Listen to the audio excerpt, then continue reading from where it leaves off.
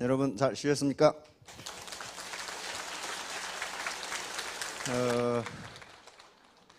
사실은 하룻밤 안 자도 됩니다.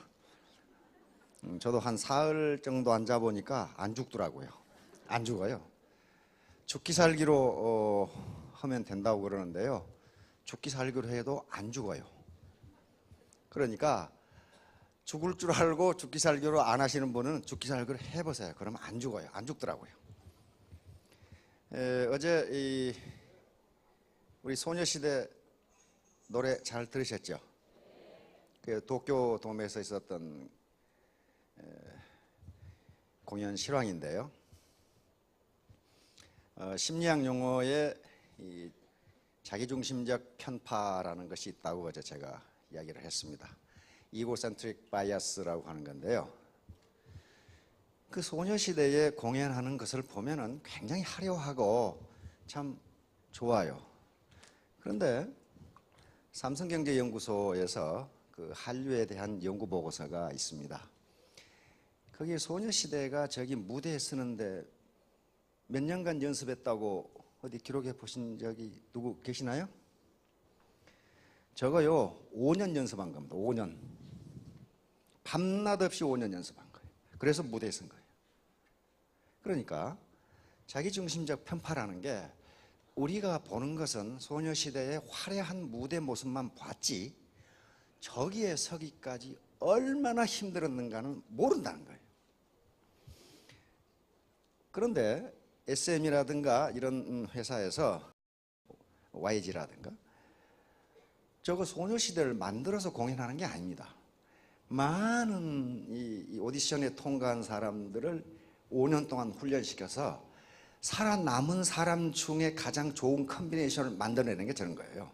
그러니까 얼마나 많은 사람들이 그 훈련 과정을 이기지 못하고 떨어져 나갔겠어요. 저 아이들은 훈련 과정을 이긴 겁니다. 그래 나온 거예요. 근데 동방신기라고 있죠.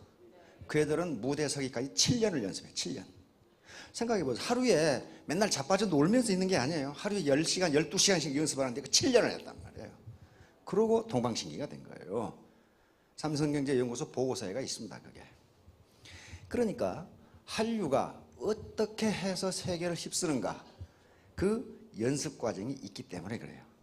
서양이라든가 다른 나라는 서양에서 7년간 연습하라고 해보세요. 아마 하루도 못하고 가서 소송할 거예요. 사람을 이렇게 할 수가 있냐고. 그러니까 우리 한류가 세계를 휩쓰는 게 그 뒤에 그만한 땀의 투자가 있었다는 거거든요. 주진환 로얄 마스터 그리고 우리 조상영 총장이 이야기하는데 이분들은 여기서 지금 100m 달리기를 한다고 그럽시다. 100m 달리기를 하는데 로얄이니까 여기 도착했다고 가정하겠습니다. 여기가 지금 종점이에요. 종점이라고 가정하겠습니다. 그런데 우리가 저분들을 보는 것은 여기 다 달려와서 서 있는 모습만 보는 거지 여기서 스타트 해가지고 이 과정에 힘든 것에 대해서는 우리는 잘 몰라요. 현재 저분들이 연봉 얼마를 벌고 있다는 사실만 보이는 거지 얼마나 고생을 했는가 하는 것은 잘 보이지 않는단 말이에요. 그리고 이 과정을 생략하게 되면은 여기 도착할 수가 없어요. 여기에 100m를 달려가는데 옵스타클이 이 장애물이 굉장히 많아요. 이게 뭐냐 하면은 기회비용이라고 하는 거예요. 기회비용이라고 하는 거예요. 그러니까 어떤 소득을 얻기 위해서는 반드시 코스트를 지불해야 되고 그 코스트를 지불하지 않으면 소득이 나오지가 않아요. 예를 들면 이런 겁니다. 어떤 농부가 지금 100평의 밭이 있다고 하겠습니다. 여기 어떤 농부가 지금 100평의 밭을 가지고 있어요. 100평. 그러면 이 100평에다가 고구마를 심을 수도 있고 고추를 심을 수 있다고 하겠습니다. 심을 수 있죠? 두 가지만 생각하겠어요. 고구마를 심을 수도 있고 고추를 심을 수도 있어요. 그런데 이 농부가 고구마를 심기로 결정을 했다면 고추를 심는 것을 포기해야 돼요. 그렇죠? 반드시 포기해야 돼요. 100평에서 고구마를 500kg을 수확했다고 하겠습니다. 그런데 만일에 이 농부가 고추를 심었다면 고추 100kg을 수확할 수도 있다고 하겠습니다. 그러면 고구마 500kg은 공짜로 얻어지는 게 아니다 그런 말이에요. 뭘 포기했어요? 고추 100kg을 수확할 수 있는 기회를 포기한 거예요. 그렇잖아요? 절대로 고구마 500kg은 공짜로 얻어진 게 아니고 고추 100kg을 얻을 수 있는 기회를 포기하고 얻은 거예요. 이것을 기회비용이라고 그럽니다. 그러니까 여기에 로얄 마스터가 되는 데까지 달려오기 위해서는 여기서 뭔가 어떤 기회를 포기하지 않으면 안 된다는 거예요. 학자들은 그걸 몰입, 1만 시간의 법칙이라고 합니다. 어떤 일이든지 그 일에서 탁월한 성취를 이루기 위해서는 1만 시간을 투입하지 않고는 불가능하다. 불가능하다. 1만 시간은 하루에 3시간 투입하면 10년이 걸리는 시간이에요. 그럼 6시간 투입하면 어떻게 돼요? 5년이 걸리고 10시간 이상 투입하면 3년이 걸리는 시간이에요. 여기 나와 계시는 로얄 마스터들이 전부 3, 4년 투입한 분들이에요. 근데 투입인데 빈둥거리면서 3, 4년 보내면 그건 투입한 게 아니라 자빠져 놓은 거예요. 몰입이에요. 몰입. 디보션. 몰입이에요. 커미트먼트. 몰입이에요. 그런 각오, 그런 간절함, 그런 기회비용의 포기, 요게 없이는 거의 불가능해요. 요것을 한마디로 태도라고 하면 태도. 어떤 태도를 가지고 할 것이냐, 그냥 대충 할 것이냐, 에티튜드라고 그랬죠. 에티튜드. 이거 굉장히 중요해요. 에티튜드. 태도, 자기 마음가짐이 어떻느냐에 따라서 성공 여부가 결정된다. 이게 100점 만점이에요. 에티튜드인데, 어빌리티. 여기 올라오신 어제 이 핀을 받으신 모든 분들이 내 능력으로 된 것이 아니다. 그건요, 무슨 겸손하게 말을 하고 그런 게 아니에요. 그게 사실이에요. 팩트예요. 팩트. 왜냐하면 능력이 있다고 하는 분들이, 능력이 있다고 다른 사람을 우습게 여기는 분들이 죄다 실패하거든요. 안 돼요. 그러니까 그거 뭐예요? 자기 능력으로 되는 게 아니다예요. 그럼 무슨 능력이에요? 시너지입니다. 네트워킹. 네트워크 파워예요. 시너지로 되는 거는. 그러니까 자기 능력은 1%밖에 안 되고, 이건 에디슨이 한 말입니다. 천재는 1%의 영감과 99%의 땀으로 이루어진다. 근데 에디슨은 그 말을 한 번만 한 게 아니라 자꾸 얘기했어요. 자꾸 얘기하면서 뭐라고 그랬냐면은, 에디슨이 백열전구 만드는데 몇 번 실패했는가는 아무도 몰라. 어떤 책에는 2000번, 어떤 책 3000번.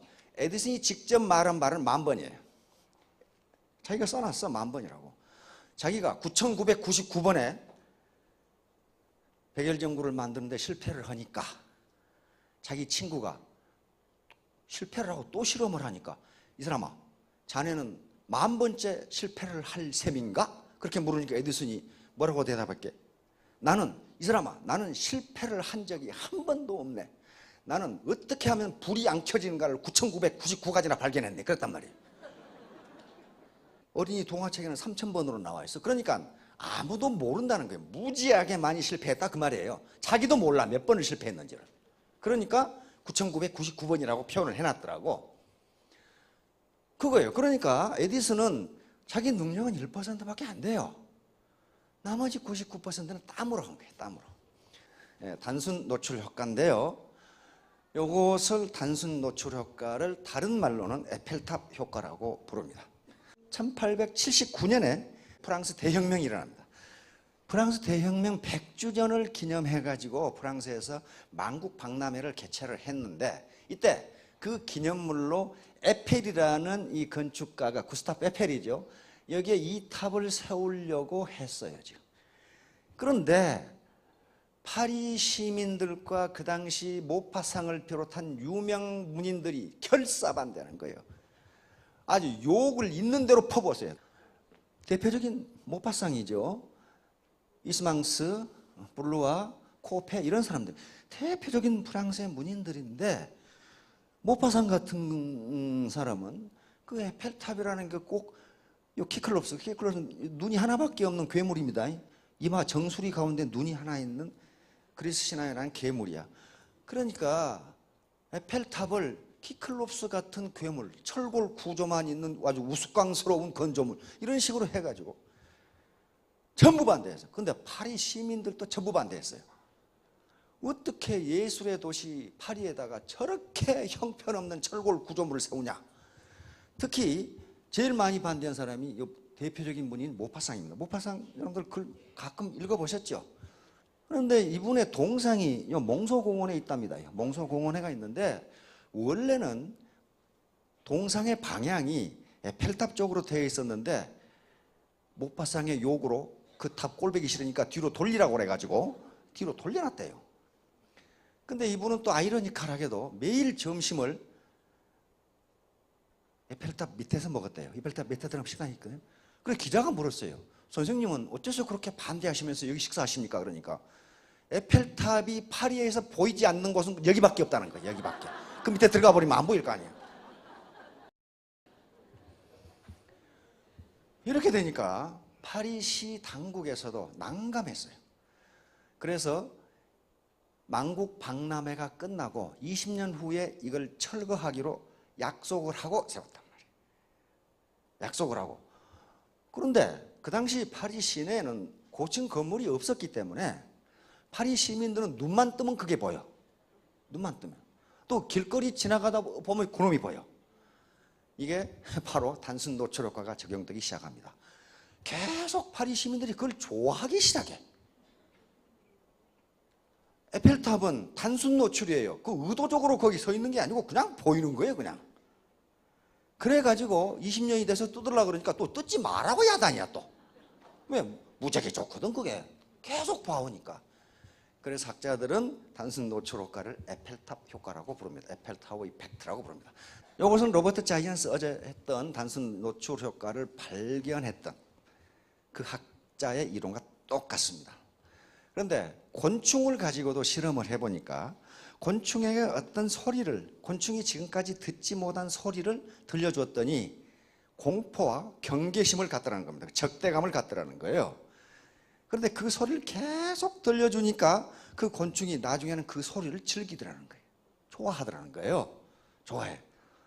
그러니까 네트워크 마케팅, 애터미 사업은 머리로 하는 게 아니라 자꾸 조상의 총장 말만 따라 100번 얘기해버리면 아주 질려가지고 나중에 이게 판단력이 마비돼.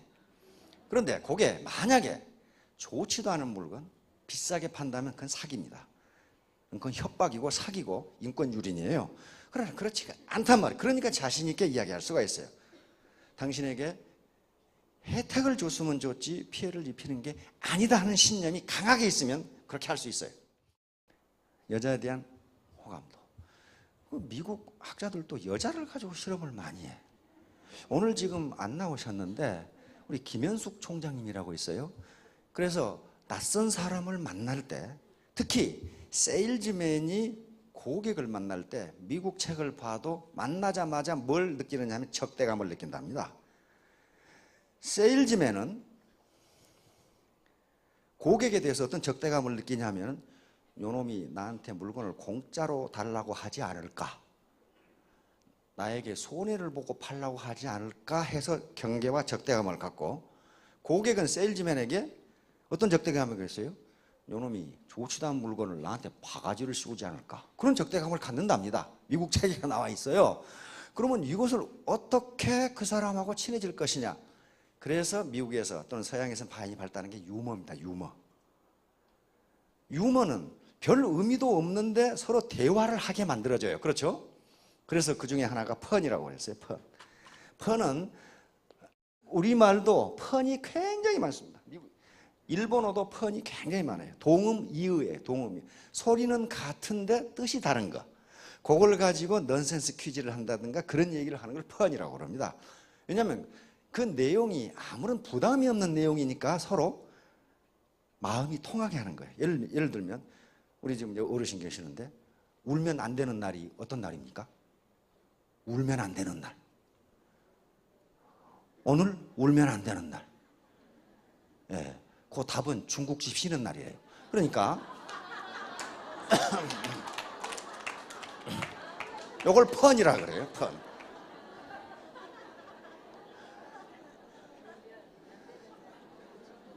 펀.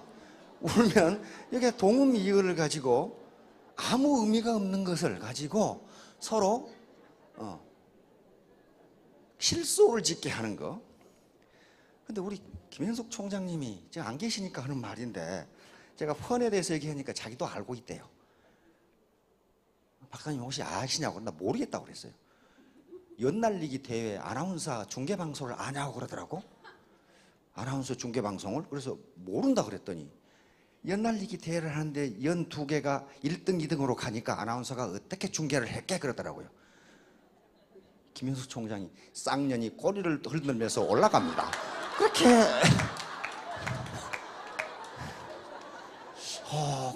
그렇구나.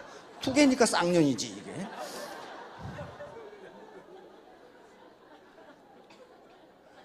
한참 있으니까 여러 개의 연이 올라간다 이 말이야.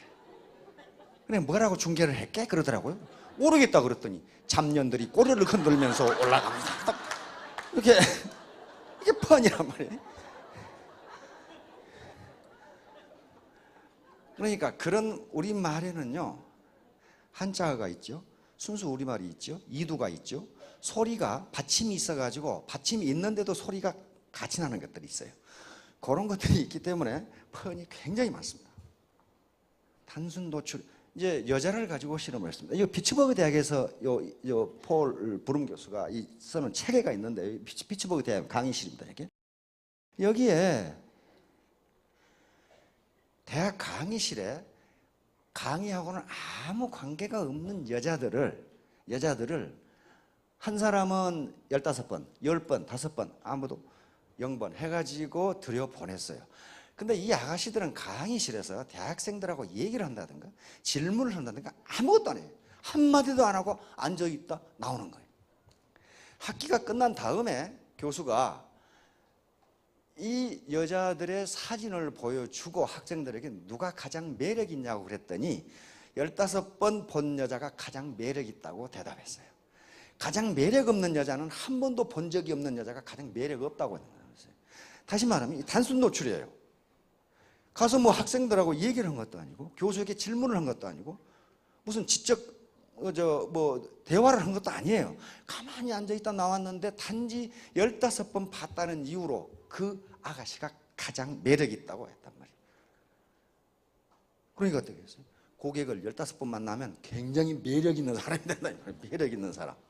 이거예요. 친숙한 거. 그 다음에 이제 고등학교 동창을 가지고 실험을 했어요.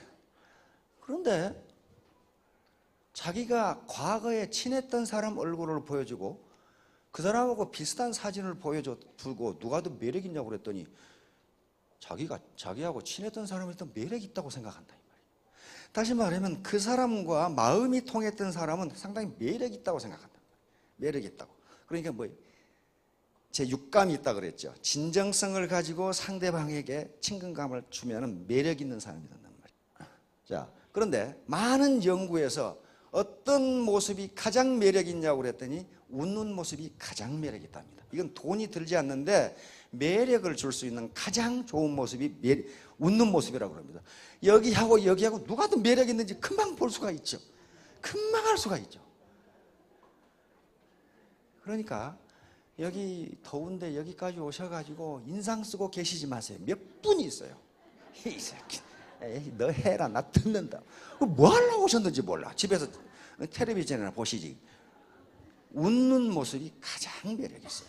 그 다음에 근접성, 프로펜키티 이펙트. 이것도 바로 단순 노출 효과고 에펠탑 효과입니다. 물리적으로 가까이 있는 사람하고는 친해진다. 이거 어떻게 실험을 했냐면요, 같은 대학 기숙사인데 친근도를 조사를 해봤더니 다른 건물보다는 같은 건물에 있는 애들이 서로 친하더라. 그런데 같은 건물 중에서도 같은 층에 있는 사람과 더 친하더라. 가장 친한 사람은 같은 방에 있는 애가 가장 친하더라. 이렇게 돼 있어요. 그렇다면 물리적으로 가까이 있는 사람은 친근하게 느껴진다. 이게 유사천이에요. 그렇죠? 유사천이. 친구도 그래서 자꾸 만나면 친해지지만은 안 만나면 멀어져요. 안 만나면 멀어져요. 그래서 많은 우리 어르신들이 그럽니다. 자식을 장가 보내면 적어도 1년간은 데리고 살아야 된다. 1년간은 데리고 살아야 된다. 제가 그렇게 했어요. 저도 20평 아파트에 살면서도 우리 큰며느리는 1년간 데리고 살았어요. 근데 서로 불편하고 좁은 가운데서도 미운정 고운정이 들어요. 둘째 며느리는 첫 애를 낳았을 때 우리가 데려다가 뒷바리를 다 했어요. 그래서 미운정 고운정이 들어요. 그런데 서로 불편을 끼치지 않는다고 결혼하자마자 저쪽으로 보내면요, 아주 포멀한, 아주 공식적인 관계는 성립하는데 정이라는 게 들질 않아요. 정이라는 게 들질 않습니다. 그게 뭐예요? 이게 단순 노출효과 때문에 자꾸 보면 단점도 보이고 장점도 보이고, 그런데 그러면서 정이 드는 거예요. 사모님하고 사시는데 사랑으로 사십니까? 정으로 사십니까? 그놈의 정 때문에 살죠. 절대 사랑으로 살지 않아요. 우선 불쌍하고 정이 들어가지고 정 떨어져요. 아이죠, 사랑 떨어져요. 어디 인터넷에서 보니까 그 나이에 따라서 부부가 자는 모습이 나와 있더라고. 20대는 800회를 하고 잔대요. 800회를. 30대는 마주보고 잔대. 이렇게 마주보고. 40대는 나란히 자고, 50대는 등 돌리고 자고, 60대는 각방 쓰고, 70대는 도대체 어디서 자는지도 모르고. 그런데 점점 상대방이 어떻게 됩니까? 불쌍하게 되고, 내가 잘못된 게 후회가 되고, 그놈의 정 때문에. 그렇죠? 그놈의 정 때문에. 그래, 자꾸 물리적으로 가까워지면 친근감을 갖는다. 그리고 프로펜키티 이펙트라고. 만약에 심리적으로 가까우면 더 가까워진다. 심리적으로. 어떻게 심리적으로 가까워지느냐? 나하고 유사점을 발견했어. 유사점. 예를 들면 우쭈우쭈 이야기하다 보니까 자기가 낚시광인데 낚시를 좋아한대. 그럼 어떻게 됩니까? 그때부터 어디 저수지가 좋다는 둥, 한번 가자는 둥, 이렇게 가까워져요. 그렇잖아요. 등산을 좋아하시는 분들은 어이구 그러냐고 우리 설악산 한번 가자고 말이지. 왜? 자기하고 유사점을 지금 발견했잖아요. 심리적으로 가까워져요. 이렇게 되면. 그래서 고객을 만날 때 자기 얘기만 사업자가 떠들면은 상대방이 뭘 좋아하고 그 다음에 어떤 취미를 가지고 있는지를 알 수가 없어요. 상대방의 말을 경청하면 이 사람은 뭘 좋아하는구나. 지금 자녀 때문에 걱정하고 있구나. 이런 거 알 수 있잖아요. 그러면 자녀 때문에 걱정이 무지무지 많은 사람은 나도 그렇다고 이렇게 맞장구를 치면 그때부터 그렇죠. 이러부터 이제 가까워져요. 왜? 유사점을 발견했거든. 자기만 고민하고 있는 줄 알았더니 이 사람도 고민하고 있거든 지금. 그래서 심리적 근접성이에요. 자, 이게 MIT 대학에서, 미국의 MIT 패스팅의 이 사회 심리학자입니다. 서로 요 애들이 서로 친해지는 것은 날마다 만나고 같은 일을 하고 같은 생각을 하니까 친해진다는 거예요. 대면 효과. 왜 전화로는 미팅 약속만 하고 만나야 된다고 생각하냐 하면은, 이것도 심리학자들이 실험한 건데, 참 미국 심리학자들 별걸 다 실험을 하고. 요 A하고 B가 대학생이에요. 그리고 A하고 B하고 의자에게 앉도록 해놓고 두 사람에게 어떤 주제를 주고 토론을 하도록 했어요. 토론을 갑론을 봐가며 토론을 하게 하고, 여기 X하고 Y는 뒤에 서 있도록 했어요. 서 있도록. 이게 다 사람입니다. 여기 대학생들이에요. 여기 서 있도록 했어요. 그래놓고 토론이 끝난 다음에, 토론은 지금 A하고 B하고 하는 거예요. 근데 X하고 Y는 두 사람이 토론하는 걸 지켜보고 있는 거예요. 지금 누가 잘하는지. 토론이 끝난 다음에 교수가 X와 Y에게 물었어요. 누가 더 잘했냐? 물어보니까 X는 누가 잘했다고 했게요? No! B가 잘했다고 했어요. A는 뒤통수만 보이는데 B의 얼굴을 봤어요. 얼굴을 보면 친해져요. 친해지니까 X는 B가 잘했다고 주장하는 거예요. Y는 당연히 A가 잘했다고 주장하는 거예요. 요 실험을 여러 번 했는데 다 똑같아. 자기가 얼굴을 본 사람이 더 잘했다고 얘기한단 말이에요. 교수가 보기 똑같은데 감론을 막 쉬운 문제 가지고 했으니까. 그렇다면 뭐예요? 전화로 비즈니스 하는 것은 안 된다는 거예요. 친해지지가 않아요. 왜? 페이스 투 페이스로 하면은 그 사람의 진정성이 읽혀지잖아요. 진정성이 읽혀지는데 전화로 해가지고는 거짓말을 하는지 뭔지 알 수가 없어요. 그래서 대면 효과, 얼굴을 보고 적어도 3번, 4번 이상 만나야 된다는 거예요. 자, 그림 감상 실험입니다. 학자들은 또 도대체 고흐의 그림이 명화이기 때문에 좋아하는 건지, 명화라고 누군가가 해가지고 자주 보니까 좋아하는 건지 요 실험을 한 거예요. 그래놓고 요 그림 심리학자 제임스 커팅이라는 분이 있는데, 요 사람이 대학 강의실이니까 슬라이드 PPT로 아주 그 이해하기 어려운 인상파 그림을 딱 보여주고 그냥 아이고 그냥 넘어가 버리고, 그리고 다른 설명하고 또 아주 이해하기 어려운 인상파 그림을 보여주고 그냥 넘어가 버리고 이렇게 했어요. 학기 말에 가서 너는 어떤 그림이 좋으냐고 했더니 유명한 그림보다는 그 그림이 좋다고 얘기하더라고요. 다시 말하면 잠깐 봤는데 자꾸 본 그림을 좋다고 하더라. 그러니까 사람도 자꾸 만나면 그 사람과 친해진다. 그림까지도 그렇다면 그림까지도. 그래서 명화이기 때문에 사람들이 좋아하는 그림이 있지만은 전문가라고 하는 분들이 이것은 명화라고 하니까 자꾸 보니까 좋아지는 경우가 많다 하는 거예요. 많다. 정말 저 같은 경우는 예술에 감각이 없어가지고 피카소 그림을 보면은 이게 도대체 뭐 하는 짓인지를 모르겠단 말이에요. 근데 그게 수십억, 수백억 하는 명화라고 그러니까 감격하면서 보는데 아무 감격이 안 와, 그게. 연예인이나 이성에 대한 호감. 마찬가지예요. 이 연예인 중에 잘생긴 사람이 하나라도 있는가 보세요. 싸이가 처음 나왔을 때요. 싸이가 그 개그맨 옥동자라는 애가 있어요. 그 애도 별로 그렇게 비주얼이 좋지가 않죠. MC가 옥동자라는 개그맨에게 그 외모에 대해서 혹시 뭐 생각해 본 적이 없냐고 이렇게 물으니까 옥동자라는 녀석이 제가 싸이보다 못생겼습니까? 이렇게 얘기하더라고.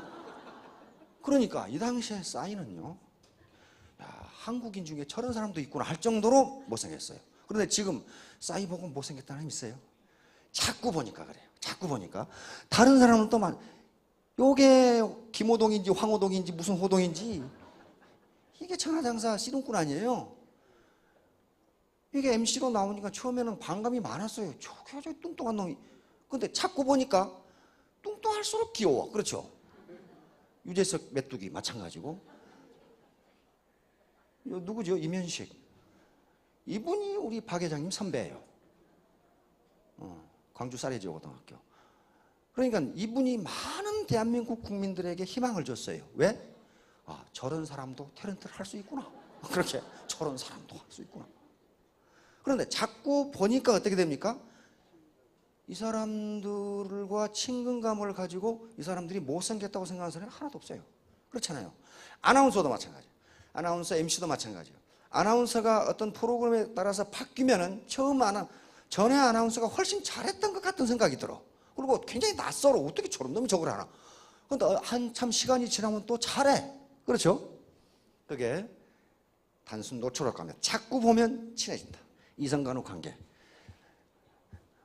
어르신 이거 해보셨죠? 옛날 빵집에 가서 고등학교 때 회심의 미소를 짓는 거 보니까 이렇게 한번 해보셨던 것 같은데.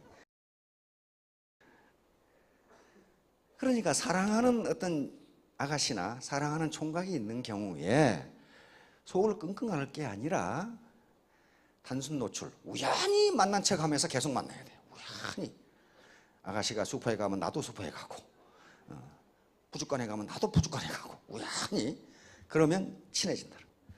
이제 바로 진정성입니다. 진정성이 가장 중요해요. 왜? 페이스 투 페이스에서 진정성이 느껴지지 않으면 혐오감을 갖게 돼요. 거짓말.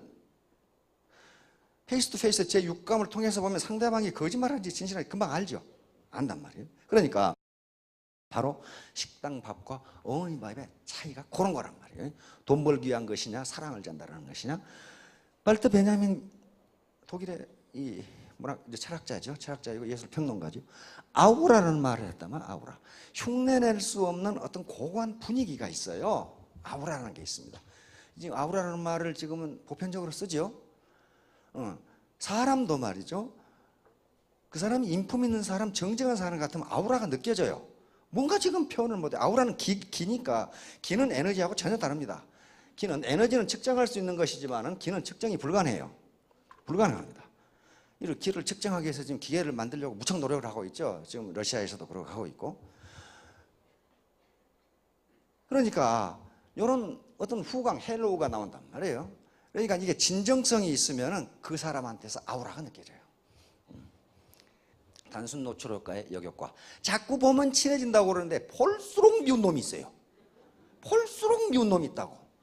우리가 죽어도 이쁜 사람이 있고 준 것 없이 미운 놈이 있어요. 그게 진정성이에요. 진정성. 만나면 여기 지금 나와 있잖아요. 가면 이렇게 입으로는 말이죠. 입으로는 비둘기를 얘기하는데 혓바닥은 뱀이야. 그러니까 속은 뱀인데 말은 아주 그럴듯하게.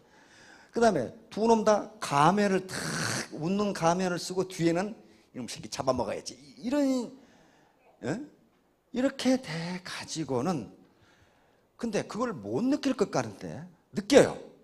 아우라는 게 있다고 그랬잖아요. 제 육감이 있어요. 식센스가 있단 말이에요. 그러니까 진정성을 가지고 내가 저놈을 이용해서 돈벌이 해야지. 그건 말이에요. 금방 나타나요. 당신하고 나하고 동반성공하자는 마음이 있으면 전달이 된단 말이에요. 이런 것들입니다. 그러니까 만나면 만날수록 좋은데 만나면 만날수록 보기 싫은 놈이 있단 말이야. 그건 진정성이 없는 사람이에요. 미국 대학에서 교수들이 또 어떤 실험을 했냐면은 요 음료수 파는 데 가가지고 한 대학생한테는 아주 친절하게 해줬어요. 친절하게 해줬더니 요 놈이 가서 물건 사가는 양이 많더라는 거예요. 이 대학생한테는 아주 불친절하게 했더니 하나만 사가지고 가버리더라는 거예요. 그러니까 친절도에 따라 달라지는 거예요. 또 우리 텔레비전에서 저걸 또 실험을 했더라고. SBS에서 내가 그걸 봤는데 콩나물 파는 아줌마한테 가가지고 똑같은 대학생이에요. 대학생이 먼저 대학생은 시비를 걸었어요. 콩나물이 뭐 이래요 이거?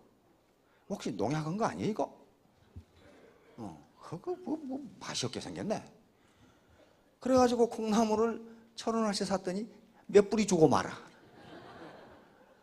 근데 그 뒤에 대학생은 가자마자 콩나물 파는 아주머니 손을 잡고 아이고 손이 우리 엄마 손하고 똑같습니다. 이거 얼마나 고생을 하셨습니까? 아이고 콩나물도 맛있게 생겼네요. 똑같은 1,000원짜리 샀는데 이만큼 줘. 이만큼 줘. 그게 그러니까 애터미 사업자는 뭡니까? 서비스맨이에요. 그렇죠? 서비스. 서비스맨이 지가 서비스를 받으려고 하면 그건 망하게 돼 있어요. 서비스맨은 서비스를 하는 사람이지 서비스를 받는 게 아니란 말이에요. 그러니까 누구든지 그 고객이 사회적으로 성취를 했건 못했건 학력이 어떻건 나이가 어떻건 똑같이 친절하게 돼야 된다. 그러면 하나 살 걸 2개 산다 그 말이에요 지금. 자, 삼여법칙. 이것도 법칙으로 만들어져 있습니다. 여기 지금 필립 짐바르도 교수인데 뭘 실험을 했냐면은 뉴욕 시내에 걸어가다가 실험자들에게 한 사람한테 갑자기 서가지고 건물을 바라보도록 했어요. 그러니까 한 놈이 가다가 갑자기 바라보니까 42%가 그놈도 바라보더라 이거 이렇게. 그 다음에는 두 사람이 가다가 바라보게 했더니 60%가 바라보더라. 세 사람이 그렇게 가다가 갑자기 바라보게 했더니 아무것도 없어요. 아무것도 없는데 86%가 바라보더라는 거예요. 그래서 여기서 짐바르도 교수는 인간 심리의 3회 법칙을 만들어냅니다. 100%는 안 돼요. 나머지 14%는 대포가 울려도 안 바라봐 이놈들은. 안 돼요. 안 돼. 절대로 안 봐. 그러니까 86%를 전체로 본 겁니다. 짐바르도 교수는 스탠퍼드 대학 심리학 교수였는데 그래서 세 사람이 똑같은 행동을 하고 똑같은 말을 하면 86%가 거기에 동조한다 그랬어요. 거기에 따른다. 영국 속담에 이게 있죠. 세 사람이 돌을 떡이라고 하면 그 돌은 떡이다. 영국 속담이 됐어요. 영국. 그러니까 스폰서 파트너가 자꾸 만나서 같은 마음을 가져야 된다는 게 A는 이 말하고 B는 저 말하고 하면 안 믿는다는 거예요. 안 믿는다. 3인성호. 이건 전국시대에 있었던 얘기입니다. 춘추 전국시대에. 세 사람이 이게 이 방총 장군이 어디로 인질로 가면서 한 얘기인데 임금님한테 자기가 수도를 떠나면 자기를 모함하는 놈이 많을 것 같아. 이 사람이 충신이거든요. 그러니까 임금한테 가서 그랬어요. 전하, 우리 같으면 강남에 호랑이가 나타났다고 하면 믿으시겠습니까? 그러니까 임금이 이 사람아 강남에 무슨 호랑이가 나타나? 안 믿지? 그러면 두 사람이 강남에 호랑이가 나타났다고 하면 믿겠습니까? 그러니까 그건 의심해 봐야지 이렇게 된 거예요. 그러면 세 사람이 강남에 호랑이가 나타났다고 하면 믿겠습니까? 그건 믿어야지 이렇게 된 거예요. 논리적으로 이성적으로 생각하면 강남에 호랑이가 나타나는 게 있을 수가 없는데 세 사람이 똑같은 거짓말을 하면 그것도 믿는다는 거예요. 결론은 이거네요. 부지런히 만나야 돼요. 에펠탑 효과, 단순 노출 효과. 만나면 친해진다. 만나면 친해진다. 그것도 전화가 아니고 뭘로요? 페이스 투 페이스, 면대면으로 만나고 그 다음에 그때 어색한 분위기가 있을 때 어떤 펀이라든가 하는 것을 펀 구사하는 것도요, 책 좀 많이 보셔야 돼요. 엉뚱한 소리 하면 또 이상하잖아요. 자, 경청. 바로 말을 들어주는 것부터 시작해요. 말을 들어주면 어떻게 됩니까? 그 사람이 뭘 좋아하고 무슨 문제가 있고 무슨 걱정이 있는지를 알 수가 있어요. 그러면 거기에 나하고 유사성을 맞출 수가 있어요. 그렇죠? 진정성이 가장 진정성. 절대로 속이면 안 됩니다. 진정성. 내가 저 파트너를 이용해서 나만 성공하겠다. 그거 성공 못해요. 그 파트너를 성공시키면 자기는 밀어 올라가게 돼 있어요. 결론적으로 이야기를 합니다. 바로 수면제 효과 때문에 내가 사회적으로 지금까지 성공적인 삶을 살았건 못 살았건 지금까지 어떤 과정을 거쳐왔건 간에 자꾸 얘기를 하면은 나를 믿지 못하더라도 그 인포메이션, 정보가 정확하면, 정보가 믿을만 하면 그 정보를 믿는다는 거예요. 믿고 나는 무슨 상태로 들어가요? 수면 상태로 들어가요. 누가 나한테 그런 얘기를 했는지 모르겠는데 그거 괜찮던데 이렇게 된다. 반대로 믿을 만한 사람이 한 번 얘기하면 금방 믿는데 나중에는 그 믿을 만한 사람만 생각내고 그 사람이 뭐라고 했는지 생각이 안 나. 그러니까 자꾸 얘기해야 된다. 자, 결론입니다. 헨리 포드 아시죠? 자동차. 헨리 포드 때문에 우리가 지금 자동차 타고 다니고 있습니다. 커밍 투게더에서 빼기는 이 양반이 어떻게 애터미 사업을 60년 전에 알고 이 말을 해놨는지 모르겠어요. 딱 이 말을 해놨어요. 만남이 시작이고 Keeping together is progress. 계속 함께하는 것이 발전이고 Working together is success. 함께 일하는 것이 성공이다. 참 포드 선생님이 우리를 위해서 좋은 말을 해놓고 해놓으셨어. 자, 여기 함께 만나신 게 뭐라고 그랬어요? 시작이라고 그래요. 시작. 헤어지지 않고 계속 함께 하는 게 발전. 그리고 더불어 함께 일하는 게 성공. 예. 더운 날씨에 수고하셨습니다. 모두 크게 성공하시기 바랍니다. 감사합니다.